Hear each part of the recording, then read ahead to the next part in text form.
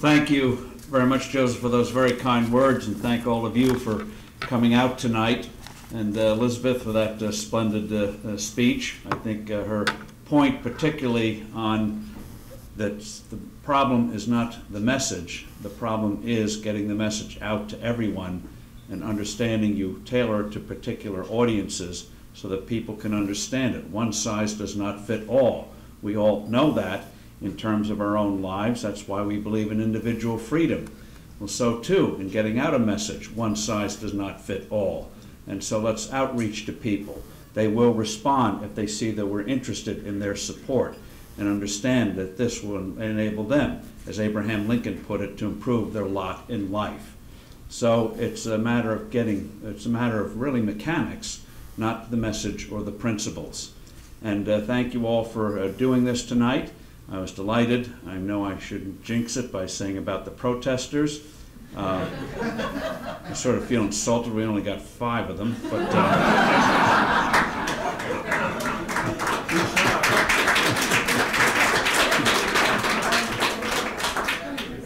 I was expecting to come in here with smoke and steam coming out and this great conspiracy of Heartland Institute, you know, conspiring to make our lives all miserable and the like. And instead, they're just people. De Tocqueville, Alexis de Tocqueville, when he visited this country back in the 1830s, observed what he called voluntary associations, people voluntarily coming together for a shared purpose, trying to make things happen, whether it was dealing with problems, opportunities, just associations, sports, whatever. Americans were joiners.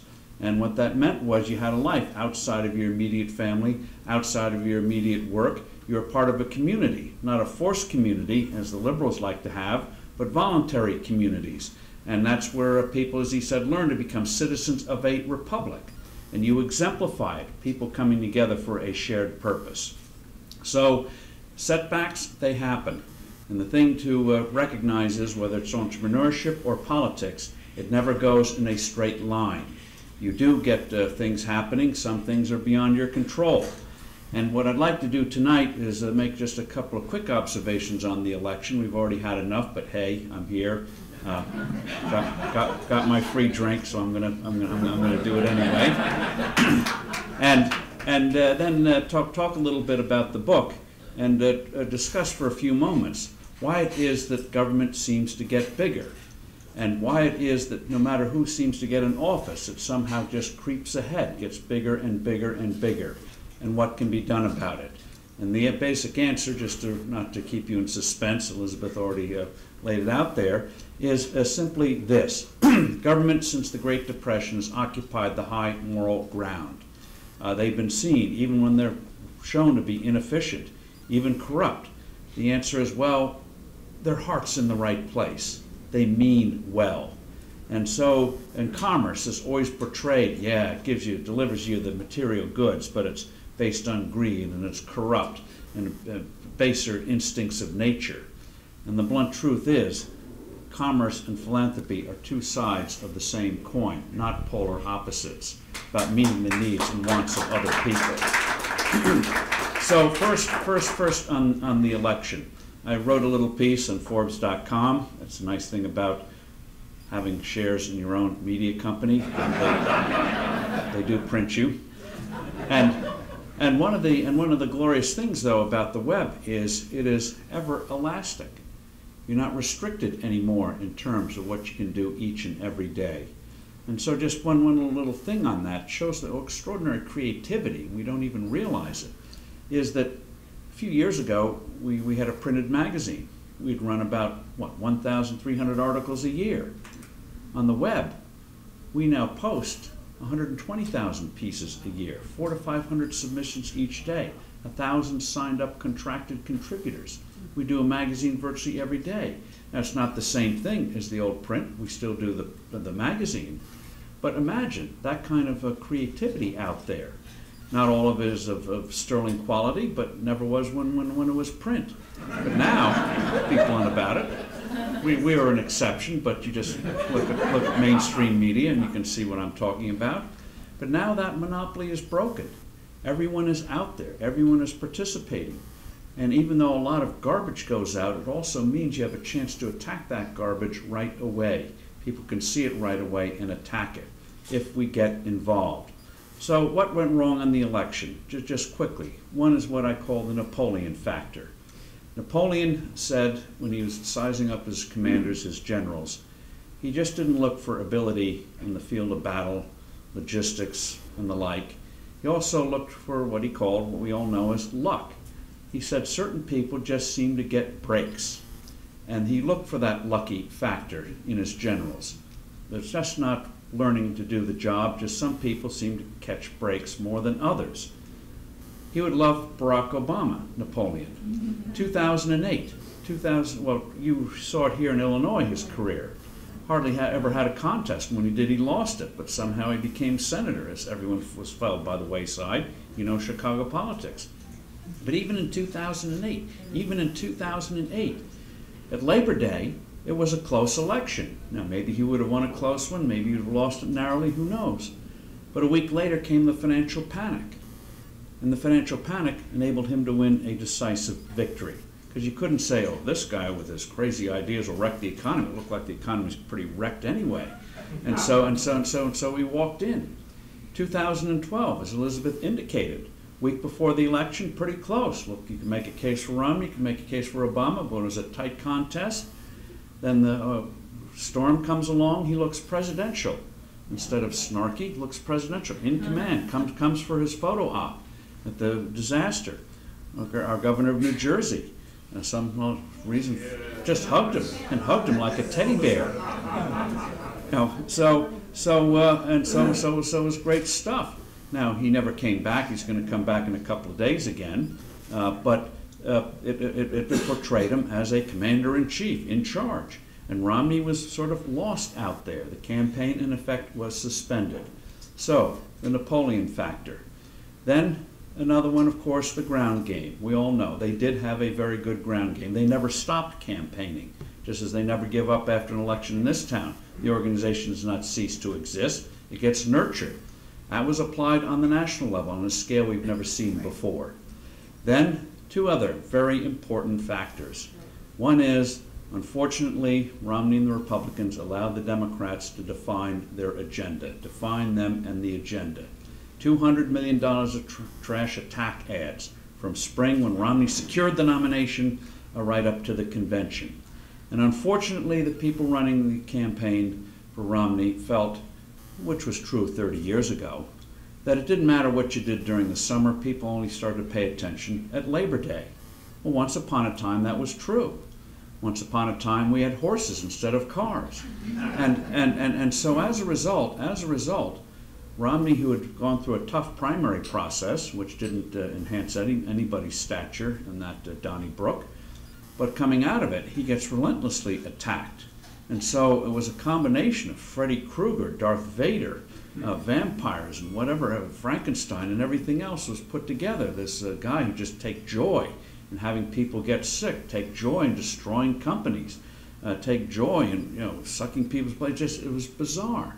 But there was no counter to it. And if that stuff happens, you start to get a negative image. Maybe this guy is just a heartless plutocrat who just got rich on the misfortunes of others. There was nothing counter to it. And at the convention, so they defined him. Now in the first debate, when people actually saw him, 70 million people, they said, oh, wow, quite a different image.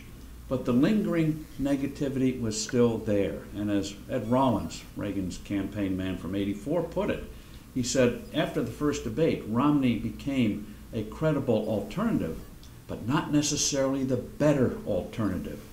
So if you don't define yourself, whether it's on issues like immigration, Republicans were portrayed as racist.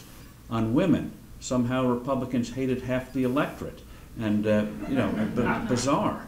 And on General Motors, it was Romney was portrayed, and GOP was portrayed as wanting to liquidate the company, rather than a debate about what was the best way to reorganize the company.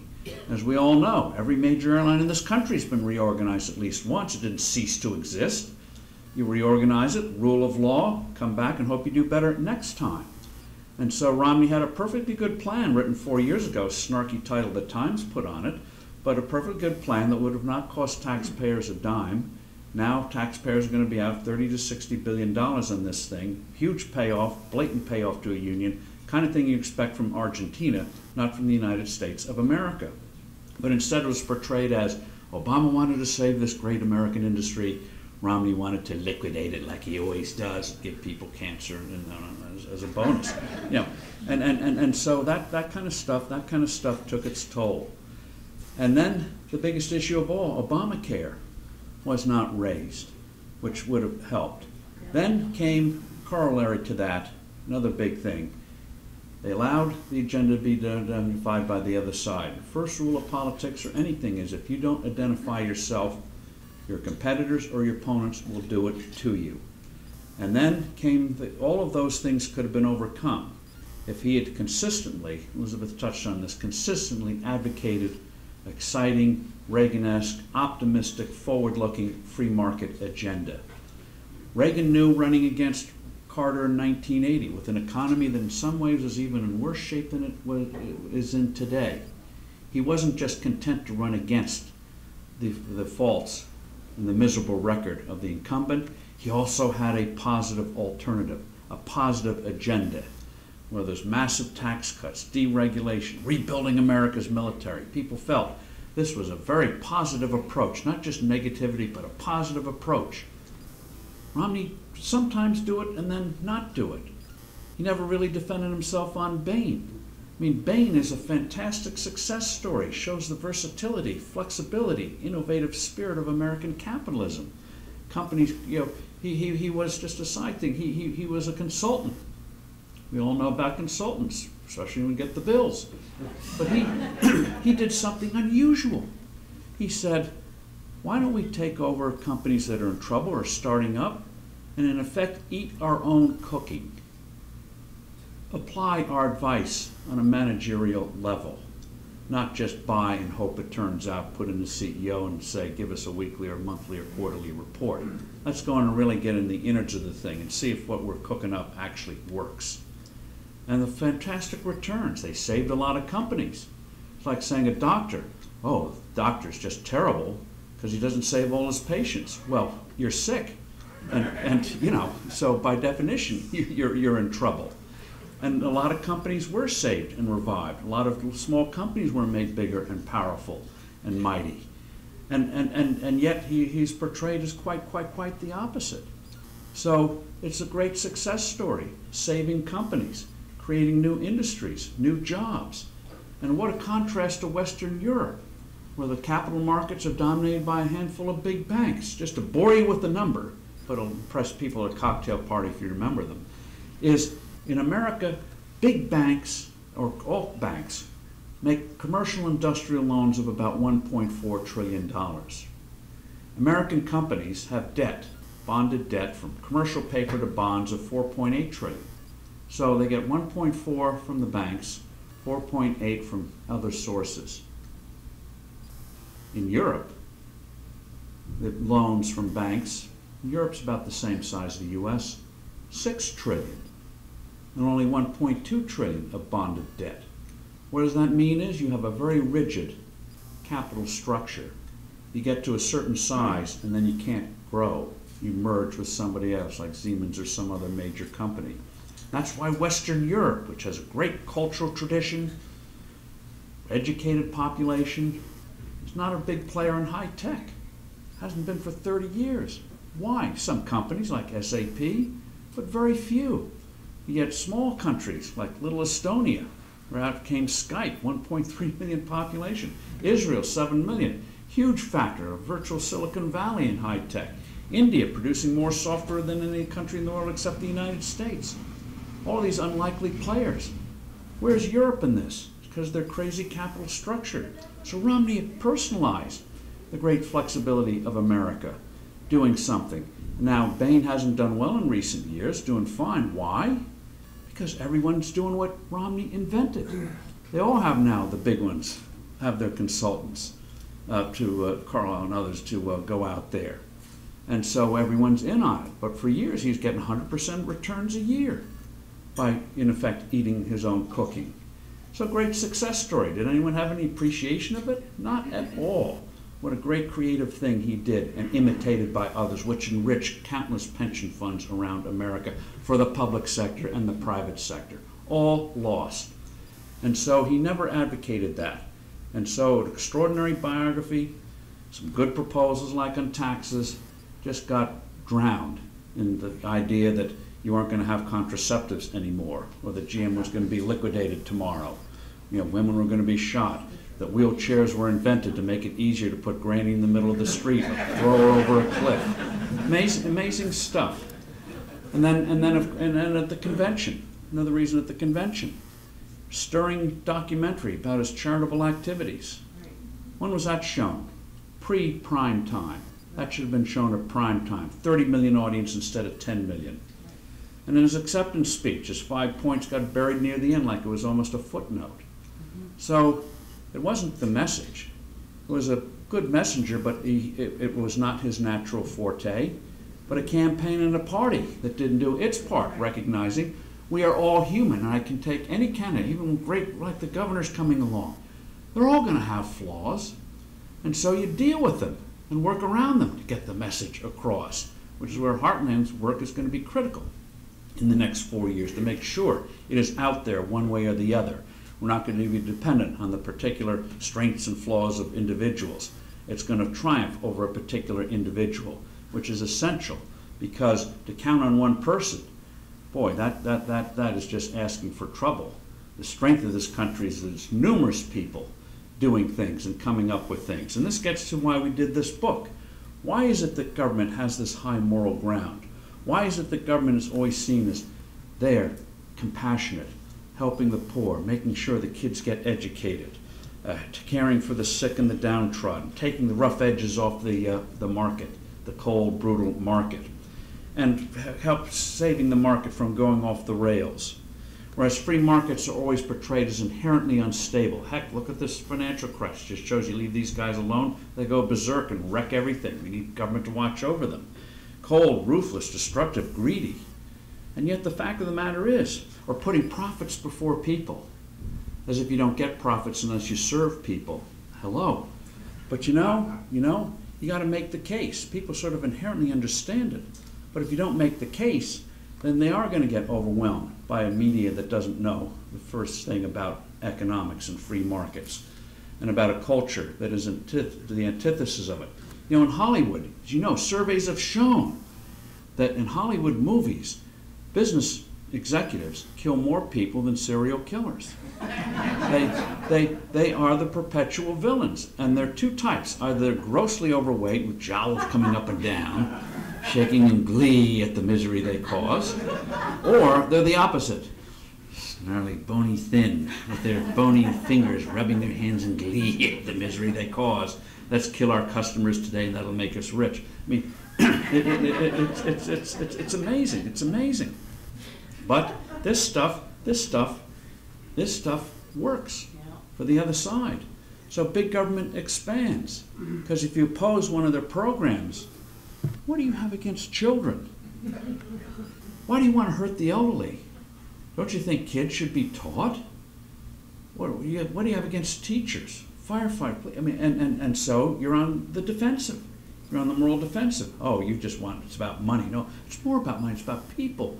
That's what they always say. It's about people. And so, as a result, too often, conservatives try to show their compassion by spending other people's money. Say, oh, we love the elderly. We're just giving them a new drug program. Make the Republicans the dominant party for a generation. That's what they said 10 years ago when they passed the last big entitlement. And so the truth is, markets are moral, because Elizabeth said, because they meet the needs and wants of other people.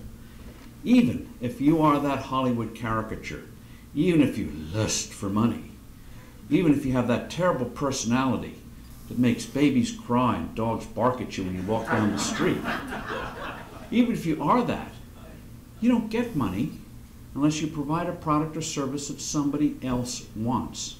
And so without us even knowing it, it brings about all the things big government says it does, and I emphasize, and the book emphasizes, we're talking about big government, not small g government. Madison was right, father of our Constitution. He was right when he said, if we are angels, we'd not need laws, we'd not need government. Manifestly, we are not angels, except maybe grandchildren, and they only to a certain age. And so free markets turn out to do all the things big government says it does. And big government is all the things that it accuses free markets of being. For example, it is big government that meets its own needs, its own interests, not that of the public, not that of the greater good. You see it, for example, in the strike here in Chicago in schools. Put the rhetoric aside, it was all about pay and benefits, period. Not about one of the worst school systems in the country. You saw it in the General Motors reorganization. It was portrayed as liquidation versus reorganization, instead of a huge, blatant payoff to a powerful union that this president wanted to appease and keep on board at the expense of tens of billions of dollars of taxpayer money. You see it in salaries and benefits. You see it in Social Security financing. Remember a year and a half ago, you may get it again, debt ceiling crisis. The president says, well, you may not get your Social Security checks. Well, why? On paper, Social Security trust funds have surpluses of $2.5 trillion, enough to pay benefits for 3.5 years. So what's with a payment or two because the government has a debt ceiling crisis? You know the answer. The money wasn't there. On paper it is, but there's not a penny there. Just non-marketable IOUs. They took the money in and spent it. Now, can you imagine doing that to a private pension fund?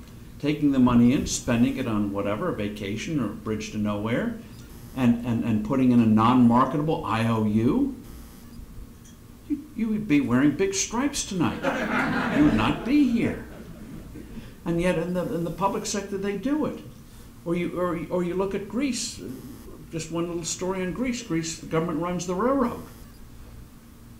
The railroad takes in about $140 million of revenue each year. Their expenses, $1 billion. As one finance minister joked, he said, we should close the railroad and give everyone free cab fare and we'd save money. So, and this gets to what we cite in the book, Parkinsons Law. Parkinson, C. Northcote Parkinson, isn't that a very British name? C. Northcote Parkinson. British historian, back in the 1950s, doing a history of the British Navy. And he noticed something, struck him. After World War I, Britain then had the biggest navy in the world by far. They won the war, so they downsized the navy, mothballed the ships, laid off sailors, laid off dock workers. And yet the bureaucracy running the navy was getting bigger as the navy got smaller. And Parkinson noted that the amount of work that an organization does has nothing to do with its size. Just because it gets bigger doesn't mean it has more real work to do. And it's human nature of every organization. It will just get bigger like a blob if you let it. But in free markets, you start to get that way. You get caught up because you're not delivering something that people want. The market will apply the discipline. But it doesn't happen in government. So government gets bigger and bigger. And so as we talk about in the book, government is about the here and now. It's human nature. It's about the here and now, not about the future. It's about cronyism versus meritocracy. Meritocracy is Apple. Don't come up with the right products, you will fail. Whereas with Solyndra, it's a matter of who you know.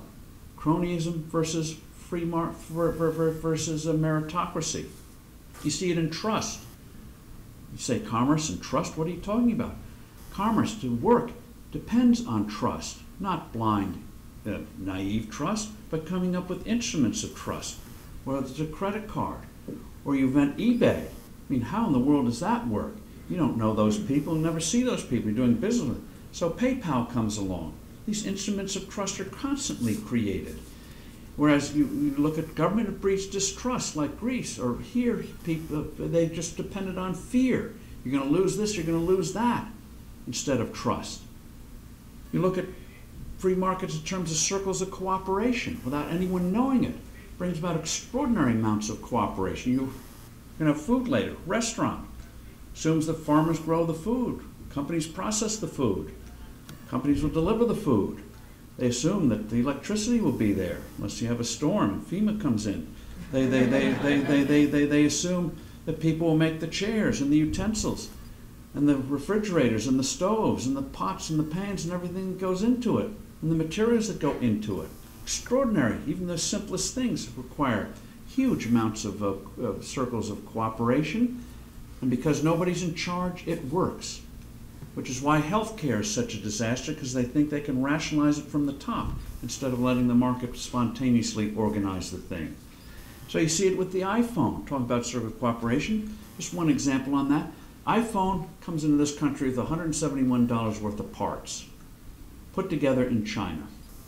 Of the $171 of parts, only $6.50 are actually manufactured in China. The rest are assembled from around the world. Unlike countries like Germany and Japan. The United States sends $10 worth of parts to China for the iPhone, which then goes in the iPhone, comes back to the United States. Extraordinary circle of cooperation all around the world. China didn't make the iPhone. It's really the assembly point. Numerous assembly points all around the world putting this thing together. And so, in terms of big government, it thrives on conflict. The 1% against the 99%. Misogynist men trying to take away your contraceptives. All that kind of thing. Trying to take away education for kids. They thrive on conflict. So in terms of free markets develop talents in a way that we don't realize. In the book about Steve Jobs by Isaacson, it talks about Wozniak.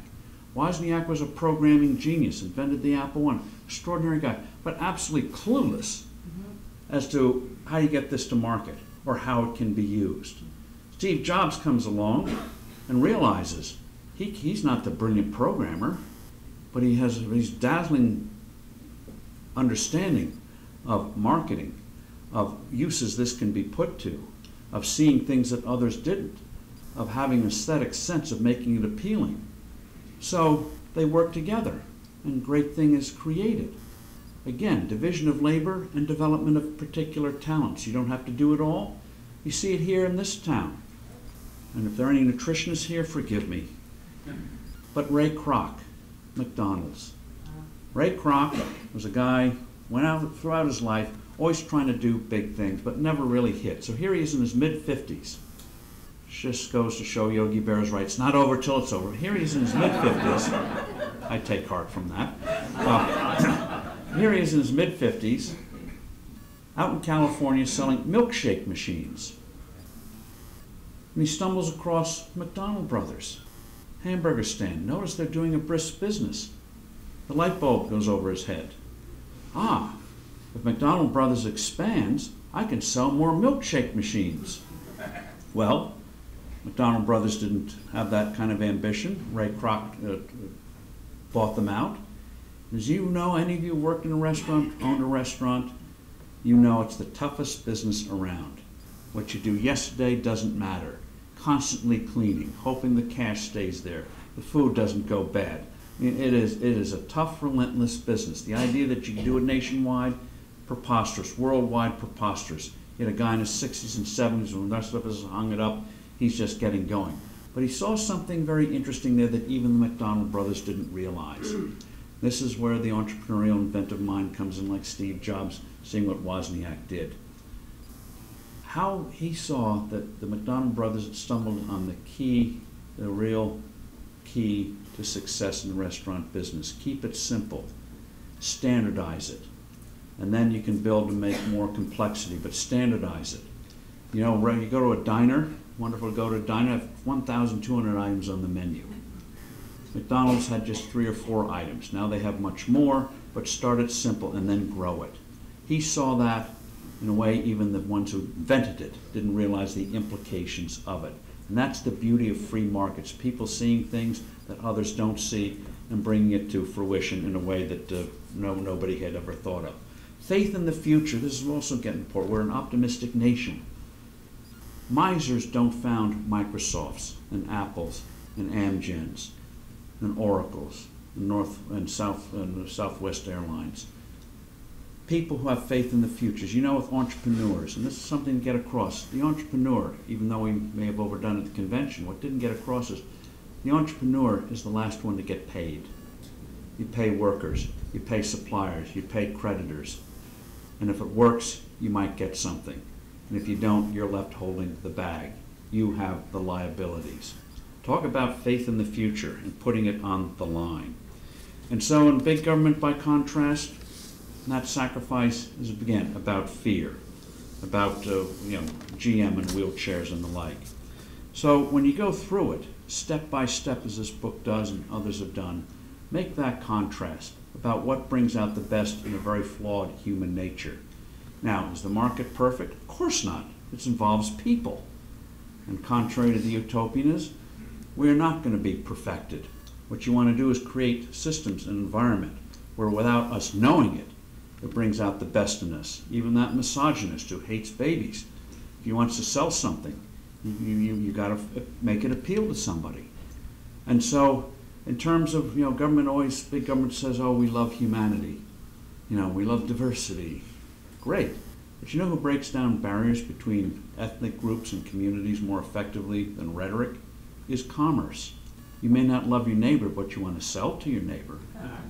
And so you better learn what your neighbor might like. You're the size of shoe you may be offering may be too big, or the food may be, you have to make it a little differently. So you're attentive to the needs and wants of others without a lot of flowery rhetoric. You do it or you don't get the sale. So it bringing about this kind of cooperation. So let me just quickly hit on why this economy, and we'll get to the Q&A, why this economy is in such trouble today. Why it is that this is the worst recovery from a sharp downturn in American history. Even in the 30s, when we finally turned, at least initially from the Depression, you had a sharp upturn. It wasn't sustained, but at least you always get a sharp upturn from a sharp downturn. In the 70s, none of you are old enough to remember the 70s. It's called pandering. Tried it in politics, didn't work, which is why I'm here tonight. But in the 70s, you had 3 ever more severe recessions.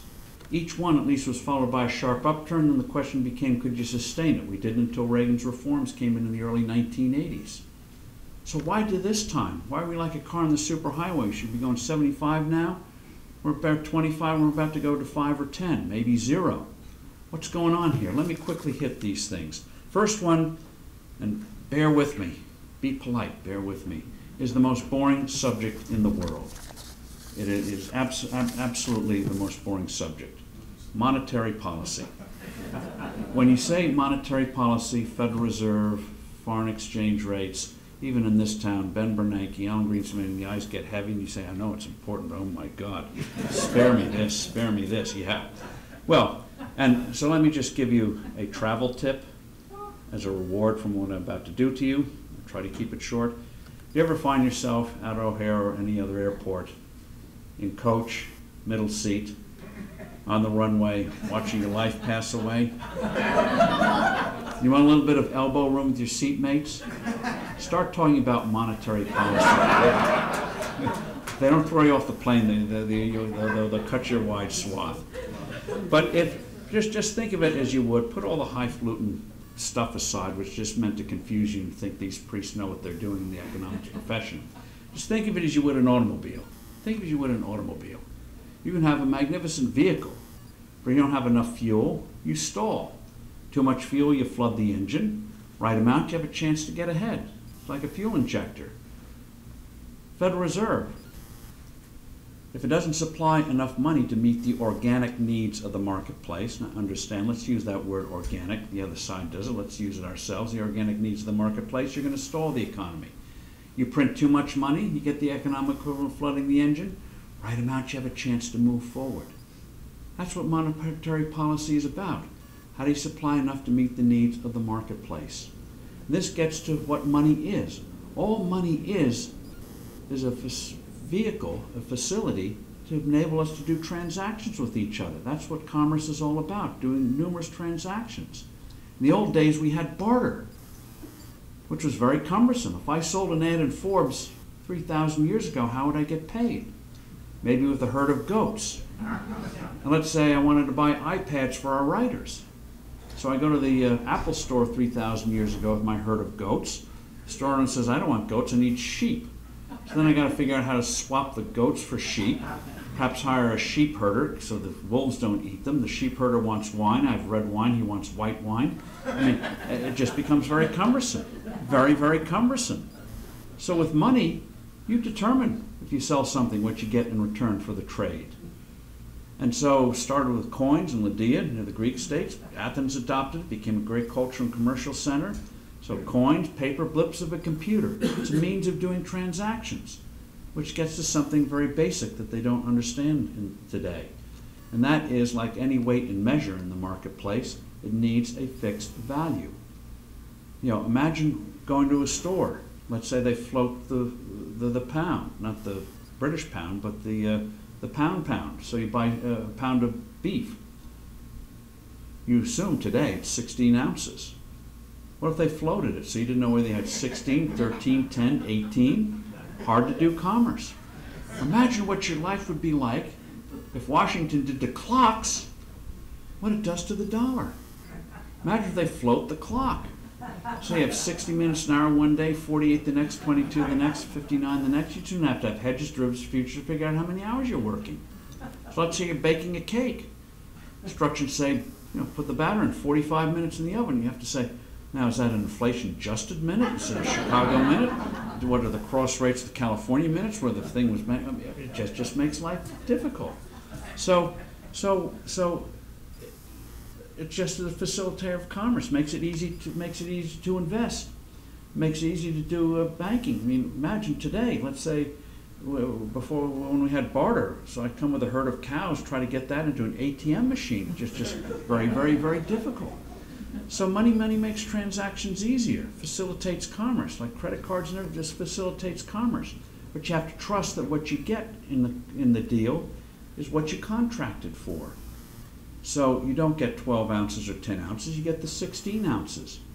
But if it arbitrarily changes, then it undermines social trust. Not just doing transactions, but it starts with misdirecting capital. Suddenly you invest in hard assets. Whenever anyone says to me, should I invest in gold? I know we are in trouble. Why would you invest in gold, unless you're a jeweler or a gold miner? Why would you do it? It's because you can't trust other kinds of investments. You're trying to have insurance.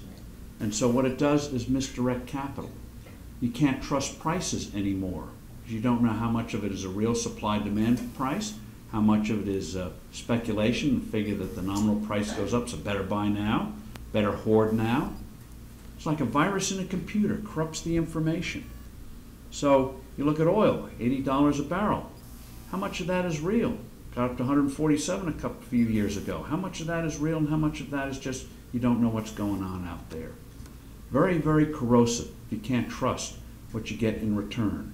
You all know the definition, this crowd does, of what stock prices are supposed to be. Stock price is supposed to reflect discounted value of future income streams.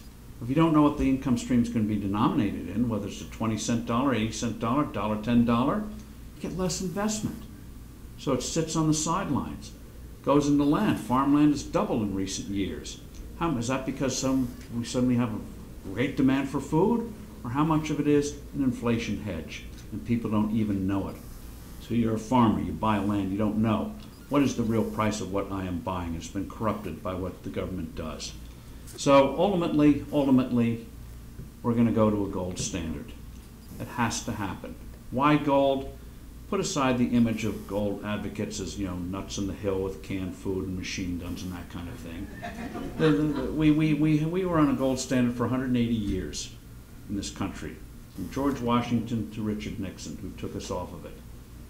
Why gold? Because it's the best thing we have in the world that keeps its intrinsic value. Better than silver, better than copper. You just want something like the North Star, to guide. It doesn't seem to change, so you can do your compassing off of it. And so you keep the real value of money. That's all it is. It's both flexible and stable. It's flexible. This is a little number you can also throw at a cocktail party. From the time of our independence in 1900, we went from a small 3 million person nation to 75 million, biggest industrial nation in the world.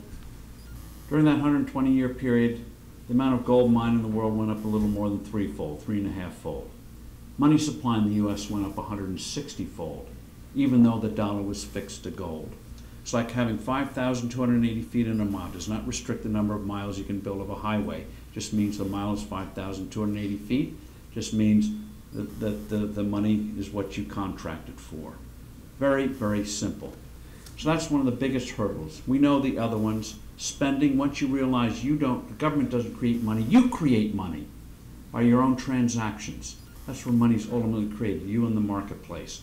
Once you understand that, you see the utter fallacy of stimulus spending. All that means it takes resources from you through taxing, borrowing, or printing of money, which is another form of taxation. Put it through the political sausage factory and spray it out. That's waste. That consumes wealth.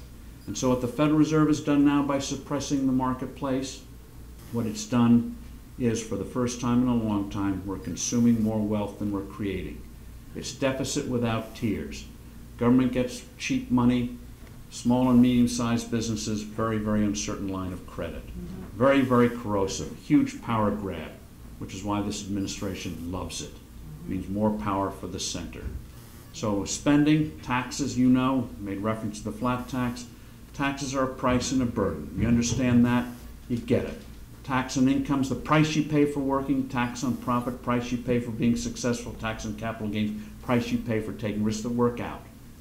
The proposition is very simple. When you lower the price of good things like productive work, risk taking, success, you get more of them. Raise the price, you get less of them.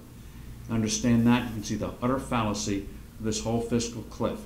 Fiscal cliff just a matter of how much damage are they going to do. How much damage are they going to do? Don't realize that when you have an environment where people can be free and productive, not only does the government only get more money, but it also means the assets of the nation go up.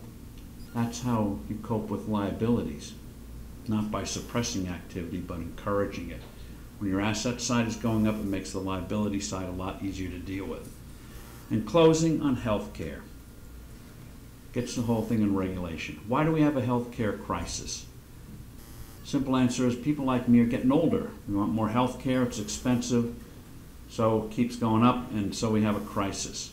But as you understand better than anyone else, health care is a product like anything else, and a service like anything else. In any other part of the economy, people want more of something seen as a great opportunity.